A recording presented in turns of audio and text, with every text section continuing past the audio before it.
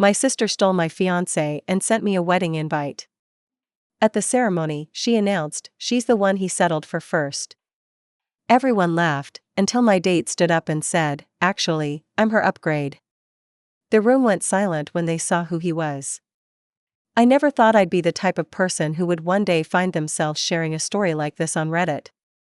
But here I am, 38 years old, sitting in my small but cozy flat in Portland, Oregon, sipping a lukewarm cup of chai, staring out at the drizzle and trying to make sense of the insanity that was the last 3 years of my life.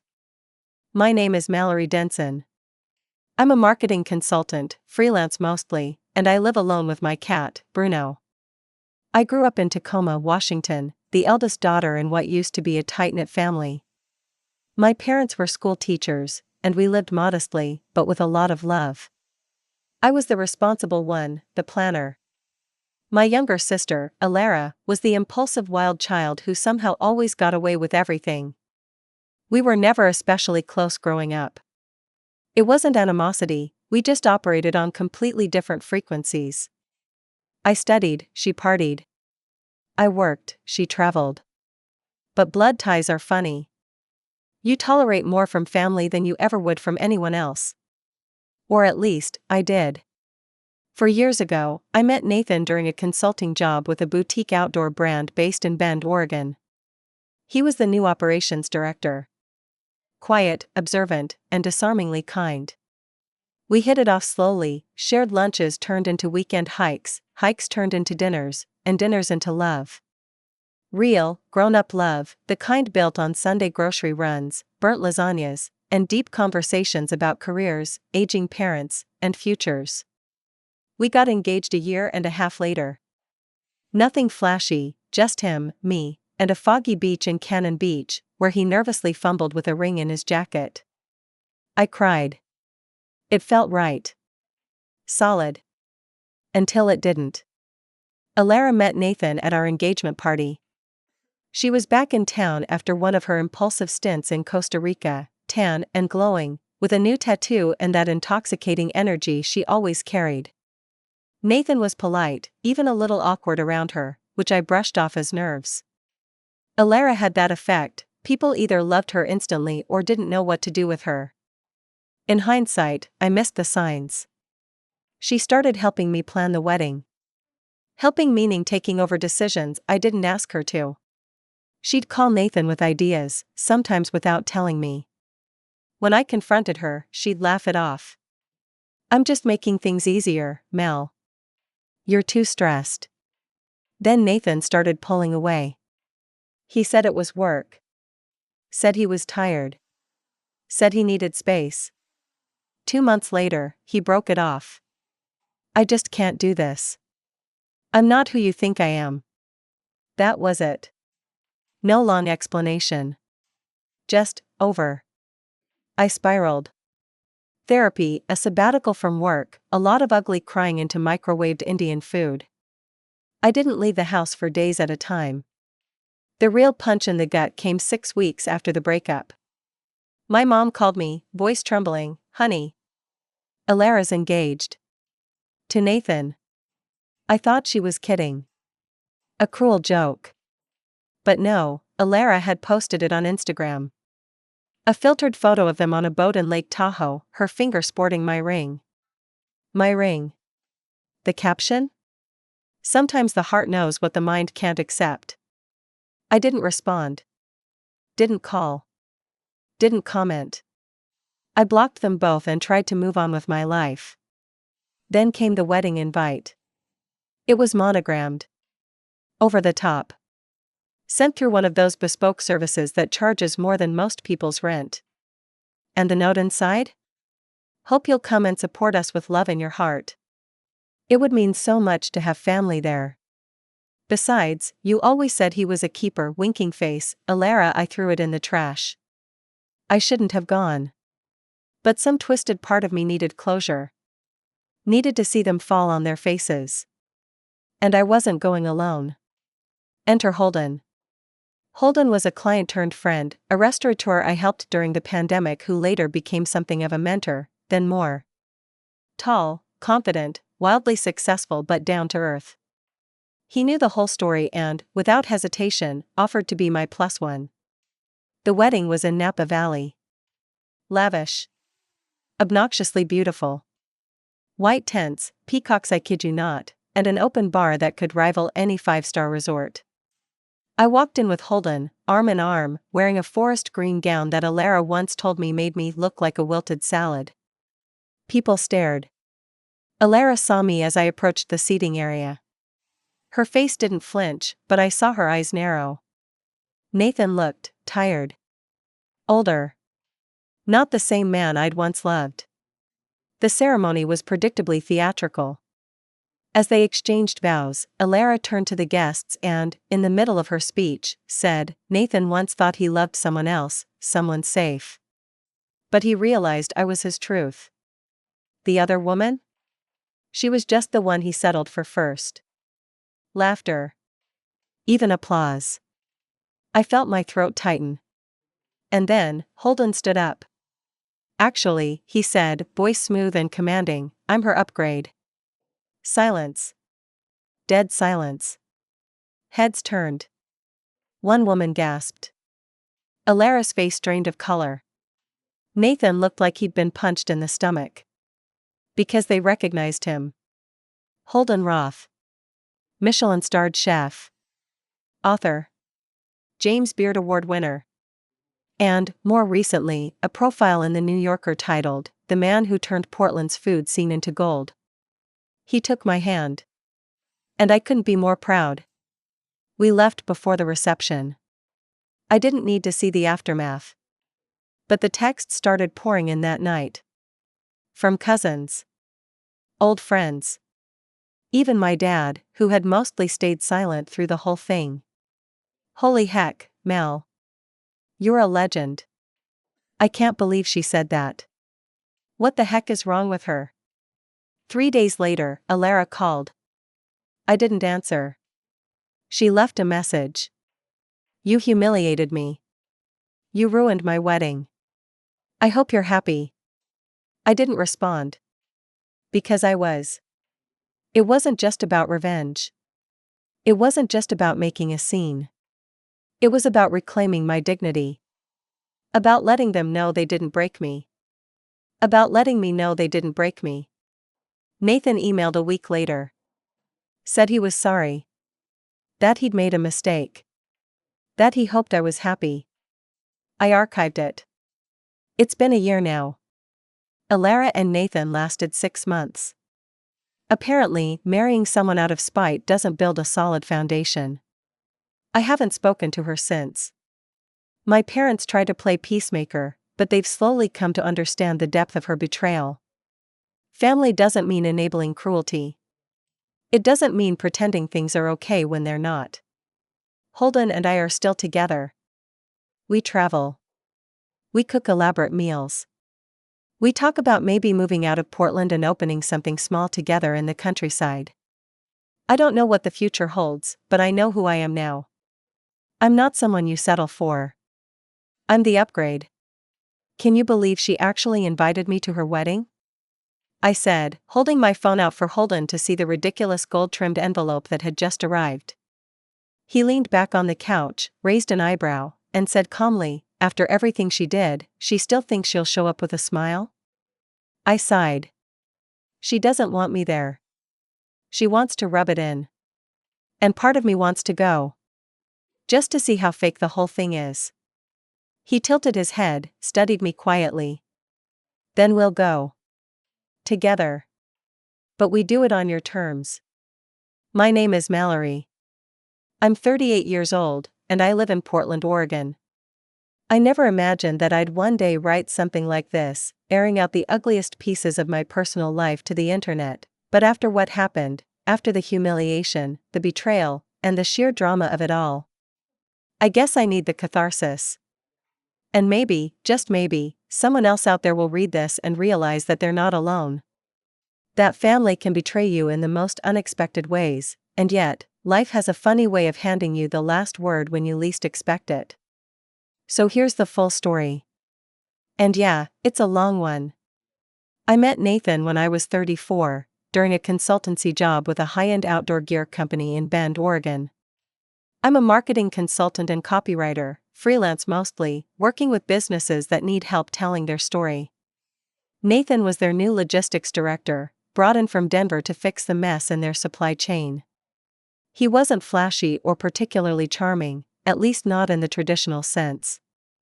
He was quiet, deliberate. But once you got him talking, you could see how thoughtful he was. The kind of guy who remembered small things, like how I took my coffee or which clients stressed me out the most. It started slow. I wasn't even looking for a relationship. I was trying to rebuild after a bad breakup and focusing on work. But he slipped into my life like a gentle tide, unassuming, persistent. We dated for just over a year before he proposed. It wasn't anything extravagant. Just us on a foggy beach in Cannon Beach, a picnic blanket, and a simple white gold ring.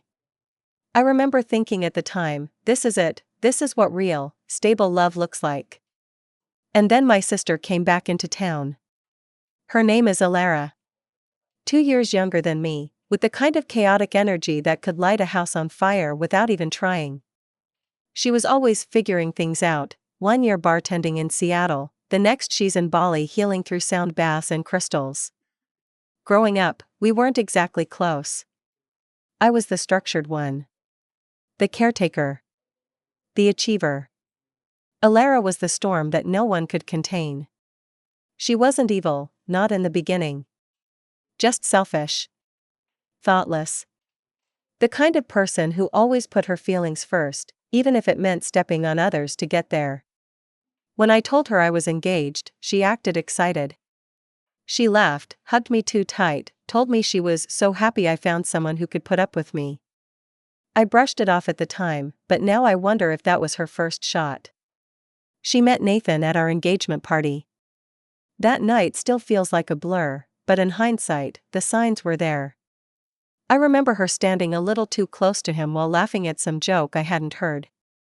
I remember her showing up the next day at my apartment with wedding inspiration folders she'd thrown together overnight, floral themes I hated, dresses I'd never wear, venues that were 3 times our budget. I told her no. I wanted something small. Simple. But Alara didn't understand simple. She said things like, you only get married once, or don't you want to make it special? When I pushed back, she turned it into a joke. God, Mel, chill. You're acting like I'm trying to marry the guy myself. Those words haunt me now. A month after the party, things started changing with Nathan. He grew distant. Less affectionate. He began working late, missing calls. He said it was stress. Said he needed space. At first, I believed him. Burnout is real. We both worked in demanding fields. But something in my gut told me it wasn't just work. Then one night, he came over, stood in my kitchen while I was stirring a pot of chili, and said it outright. I can't do this. I'm not the man you think I am. I don't think I ever was. He wouldn't elaborate. He packed up the next morning, leaving behind nothing but that damn ring and a half-used bottle of shampoo. I shut down. Took time off work. Slept too much. Cried in the shower like it was some movie cliché. My parents tried to help, but they were as blindsided as I was. I thought the worst of it was over. I was wrong. 6 weeks later, I got a call from my mom. She sounded shaken, like she didn't know whether to say something or keep it buried forever. Alara's engaged, she said quietly. I thought I misheard. To Nathan. I hung up on her. Then I opened Instagram. There they were, Alara and Nathan, wrapped around each other on a boat in Lake Tahoe, my ring on her finger. The caption read, when you know I felt physically ill. No one in my family knew what to say. My dad, ever the peacekeeper, said something about how love finds a way. My mom cried and said she felt ashamed. But Alara? She didn't call. Didn't even bother to explain herself. And then, a few months later, the wedding invite arrived. The envelope was thick, embossed in gold, like something out of a royal ceremony. The note inside was the final dagger: "Would love for you to come and support us with love in your heart. It would mean the world to me. Besides, you always said he was a keeper." Winking face, Alara. That's when I knew. This wasn't love. It was a game to her. She wanted to win. And I was the prize she wanted to beat, not because she loved Nathan, but because she hated the idea of me being happy first. At first, I thought about throwing the invitation away. Or burning it. But something in me wanted to go. Not for closure. Not even for revenge. I just needed to see it. I needed to stand in the middle of her perfect little fairy tale and remind myself that I had survived her once, and I could do it again. So, I said yes. Once I made the decision to attend the wedding, I realized I couldn't go alone. Not because I needed to make a statement or wanted to parade someone around, but because I needed the emotional buffer. I needed someone beside me who knew the story, knew me, and wouldn't let me unravel the minute I saw her walking down the aisle with him. That's where Holden came in. We met about a year after I'd left Nathan. I wasn't dating then, not seriously. Holden was a client, a restaurant owner in Portland who needed help rebranding after the pandemic closures. Our work relationship was respectful, collaborative, and surprisingly fun. He wasn't just a client, he was grounded, unflinching in a way that made you feel like nothing could rattle him. When he asked if I wanted to grab dinner after we wrapped up the project, I said yes. Slowly, over months, dinners turned into weekends, and weekends turned into something I hadn't thought I'd find again: trust. He wasn't my revenge date. I never wanted him to be that. He was my calm after the storm. The first person in a long time who saw me without baggage attached. When I told him about the wedding and the invite, I expected him to be angry on my behalf. But he wasn't. He just said, "We'll go. You'll wear something that makes you feel like $1,000,000. I'll be by your side. You don't owe them silence." That's the kind of person he is. The wedding was in Napa. A destination affair, obviously. Alara never did settle. The venue was a restored vineyard estate, complete with a white stone chapel, a massive reception lawn, and rows of imported roses. The invite said black tie optional, which basically meant black tie or prepare to be judged. Holden and I arrived early, staying at a boutique inn nearby. I won't pretend I wasn't a ball of nerves that morning. My hands trembled while applying makeup. I kept redoing my hair, my dress, my necklace, even though none of it made a difference. The truth was, I wasn't worried about how I looked. I was worried I'd crumble the second I saw them, her in white, him looking smug. I didn't want to give them that power. "You don't have to prove anything," Holden said, adjusting his cufflinks. "Just breathe. You're already standing." That's more than either of them expected. It helped. We arrived a few minutes before the ceremony started. The valet barely blinked at Holden's car. It was a vintage 1968 Jaguar he'd inherited from his grandfather, immaculately kept. The kind of car that made people look twice. The moment we stepped onto the property, I could feel the eyes. People stared. Whispered. I recognized some of them, friends of Alara's from childhood, some of Nathan's colleagues, and even a few mutual acquaintances from college who pretended not to see me. A few approached with tight, awkward smiles, throwing out compliments that didn't land right. "You look amazing. Didn't think you'd actually come," one woman said. I just smiled. Neither did I. We were ushered to the front rows, family seating. I hadn't even noticed until someone pointed it out. Alara had seated me with my parents, who looked more uncomfortable than I'd ever seen them. My dad tried to act casual, nodding at Holden with some forced small talk, but my mom's face was tight. She hadn't spoken much to Alara since the engagement announcement, and from what I gathered, there'd been tension brewing between them. "She really went all out," I whispered. My mom leaned in. "It's not a wedding. It's a performance." That was the perfect way to put it. And then the ceremony started. Nathan walked out first, wearing a navy tux that looked custom-tailored. He was paler than I remembered. Thinner. His smile was performative, and when his eyes met mine, just for a moment, there was something else there. Regret? Shame? I'll never know. Then came the music. Alara appeared at the top of the steps in a gown that looked like it cost more than my car. Lace, crystals, a train so long it needed 2 kids to hold it. She was stunning. No one could deny that. But beauty can't mask bitterness. Not really. She locked eyes with me as she walked down the aisle. She smiled. Not a warm smile, not even a smug one. It was more of a dare. Like she was silently asking me, how does it feel to lose? The ceremony dragged on, vows that sounded like Pinterest quotes, jokes about unexpected love and taking chances. I sat through it all, clutching Holden's hand like a lifeline. My mom cried. My dad stared straight ahead like he wasn't fully present. Then came her speech. It wasn't part of the program. It was tacked on after they exchanged rings. I just want to say something, Alara said, turning to the crowd. Some people say love is patient, and that it waits. But sometimes, love takes detours. Sometimes, people settle for what feels safe instead of what makes their soul catch fire. I know Nathan thought he found that before, but he realized I was his fire. The other person, she was just the one he settled for first. Laughter. Actual, genuine laughter from a few guests. My stomach twisted. I felt the heat rising in my chest, my ears, the corners of my eyes. But I didn't cry. I didn't flinch. Because right then, Holden stood up. Not rushed. Not dramatic.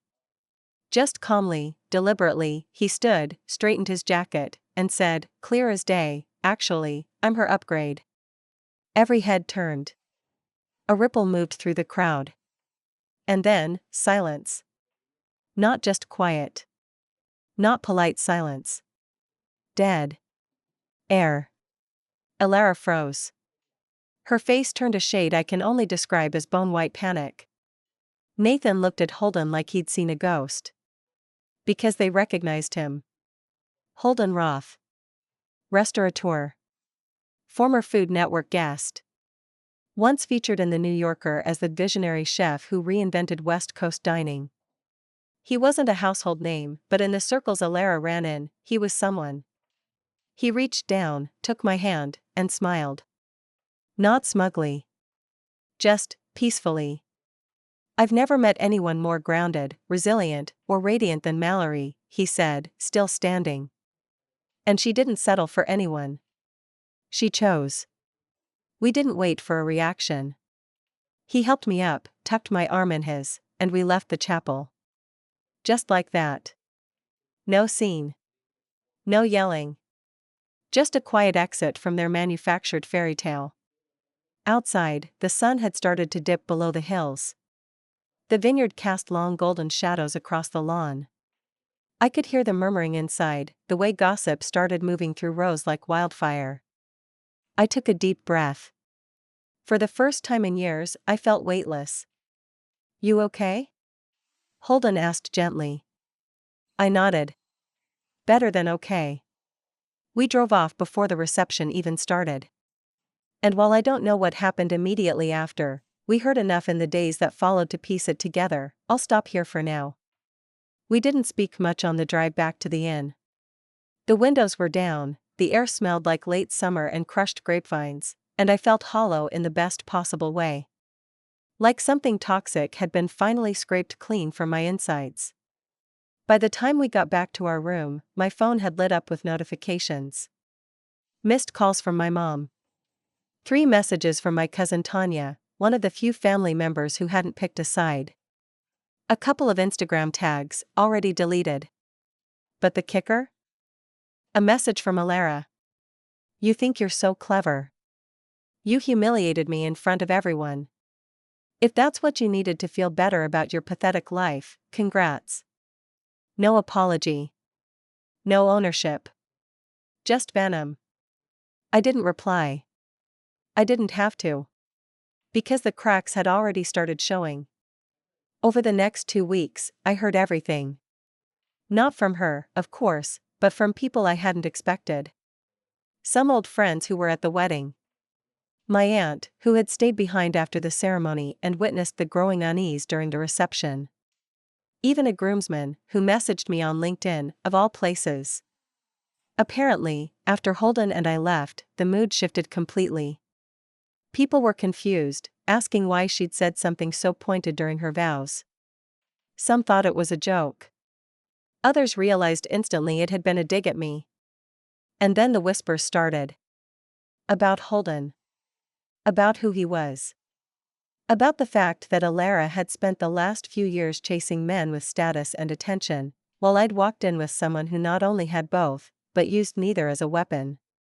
The illusion cracked. The next blow came when Nathan's parents left the reception early. They were reserved people, not fond of drama. Apparently, Alara's little speech, and the public embarrassment that followed, was too much for them. Someone overheard Nathan's mother say, "This wasn't love. This was spectacle." By the end of the night, half the room had either left or was too drunk to pretend anymore. And according to Tanya, Nathan and Alara had their first screaming match back at the hotel, loud enough that hotel staff came to check on them. Again, I wasn't gloating. But let's be honest, karma has a strange way of keeping receipts. About 6 months later, I was at Powell's Books when I ran into an old mutual friend of Nathan's, Ryan, a product manager who used to work with him in Bend. We made polite small talk, and I figured that would be it. But as I turned to leave, Ryan touched my arm. "I'm sorry," he said. "About everything that happened." We all thought it was wrong, but no one knew how to say anything. I just nodded. Then he added, "They broke up. Nathan's back in Denver.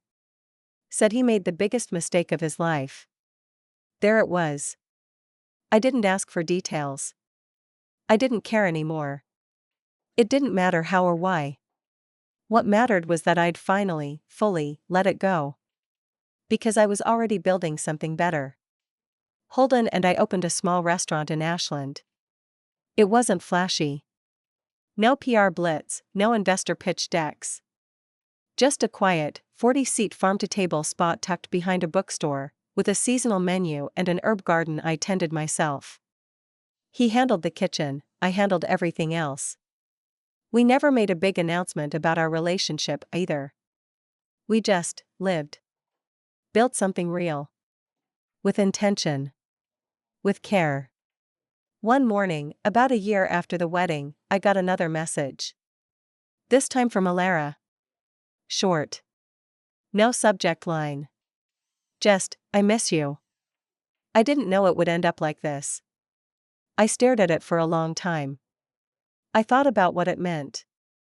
What she was really asking. Maybe she wanted forgiveness. Maybe she was alone. Maybe she finally realized that stealing someone else's life doesn't mean you can live it better. I didn't reply. Not because I was angry, but because I wasn't. Not anymore. Some stories don't need a sequel. If you asked me today what I think about it all, about losing my fiancé, about my sister's betrayal, about that ridiculous wedding, I'd say this: it hurt. It gutted me in ways I didn't know I could be gutted. But it also burned everything down to the foundation. And from that ash, I rebuilt. Stronger. Wiser. Whole. And honestly, that's the best revenge of all.